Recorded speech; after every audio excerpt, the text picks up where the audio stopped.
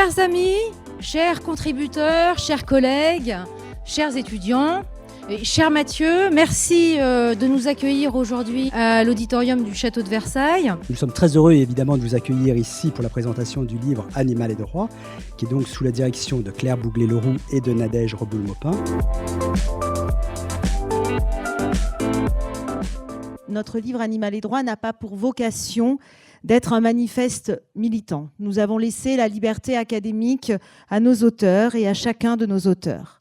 Dans une approche pluridisciplinaire, il est vrai que l'ouvrage se veut scientifique en relatant une complexité, celle des rapports entre les humains et les animaux. Il est structuré en 8 chapitres consécutifs regroupant diverses contributions, enrichis d'illustrations, d'iconographies, de peintures, d'huile sur toile, de gravures, conçues pour refléter au mieux leur contenu. Nous avons voulu nous situer dans la grande tradition littéraire du bestiaire, ces livres médiévaux portant sur les bêtes, entre imaginaire et réalité, desquels on peut rapprocher le roman de renard, ouvrage fameux qui non seulement raconte une histoire qui intéresse le juriste, un procès, mais nous délivre un certain nombre de références étiologiques qui nous permet à la fois de rencontrer l'homme, mais aussi de connaître la bête. Nous allons donc entendre la conférence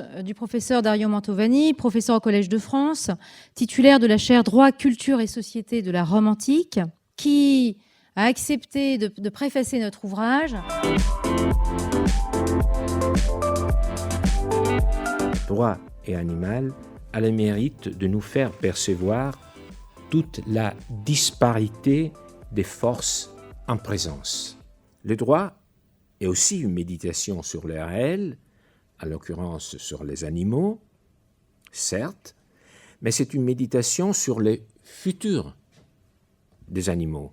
La législation est une façon d'écrire les destins qu'on leur souhaiterait.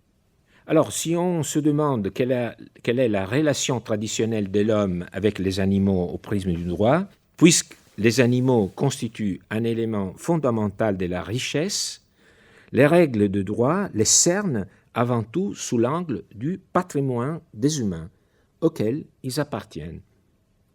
En somme, le droit s'intéresse aux animaux parce qu'il s'intéresse à la richesse des hommes. Si nous accordions des droits aux animaux qui parleraient en leur nom devant les tribunaux, il faudrait donc que quelqu'un les représente, comme on le fait d'ailleurs pour un mineur qui ne peut pas s'exprimer, pour un malade qui ne peut pas faire face à un procès. En général, il est reconnu que ce sont les populations locales qui doivent les représenter. Par exemple, en Colombie, les populations autochtones installées le long du fleuve Atrato, ou des associations.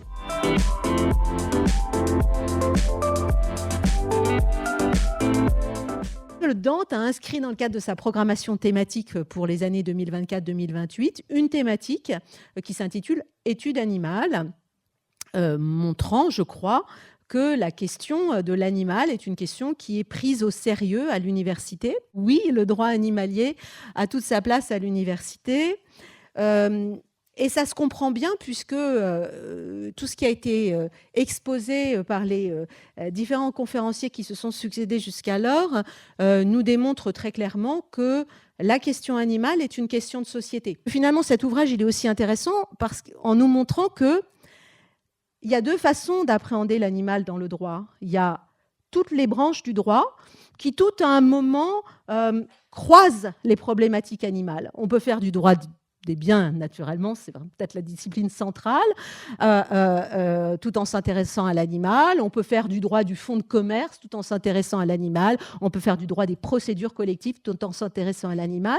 Est-ce que ça fait un droit animalier? C'est une vraie question. Notre premier invité, c'est Xavier Perrault, qui est professeur d'histoire du droit et des institutions à l'université Clermont-Auvergne et qui est directeur adjoint de cette fameuse RSDA, Revue semestrielle de droit animalier. Le droit animalier est devenu une discipline sérieuse. René Democ publiait un article tout à fait majeur dans la Revue trimestrielle de droit civil sur la personnalité juridique technique des animaux. La RSDA, depuis 2009, a eu à s'interroger, à rendre compte d'un certain nombre d'avancées majeures en droit, d'une manière de toute façon générale, en droit animalier singulièrement. Je voudrais quand même dire un mot sur cet ouvrage absolument magnifique qui probablement, comme le disait le professeur Mantovani, va faire date, j'en suis convaincu. Vous avez réussi à rassembler quantité d'auteurs d'horizons différents et agrémenté d'un patrimoine iconographique absolument